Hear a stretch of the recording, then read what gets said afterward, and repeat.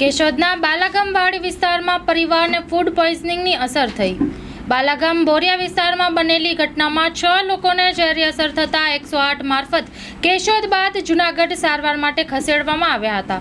પરિવારના સભ્યોએ ભોજન લીધા બાદ તબિયત લથડી હોવાનું બહાર આવ્યું છે। આ તમામ દર્દીઓ બાલાગામ અને ખીરસરા ગામના હોવાનું હોસ્પિટલ ખાતે નોંધ કરાઈ હતી। Doctor A T Bhimani government hospital Keshod આજરોજ બાલાગામના બોરિયા વિસ્તારમાંથી 6 લોકોને સારવાર અર્થે 108માં લાવેલામાં હતા, જેમાં દર્દીને તપાસતા જે બપોરે એકસાથે જમેલા હતા અને ફૂડ પોઈઝનિંગ જણાઈ આવેલ હતું, જેમાં 4 લોકોને વધારે સારવાર અર્થે જૂનાગઢ સિવિલ હોસ્પિટલ ખાતે રિફર કરવામાં આવેલ છે અને 2 લોકો હાલ સારવાર હેઠળ છે।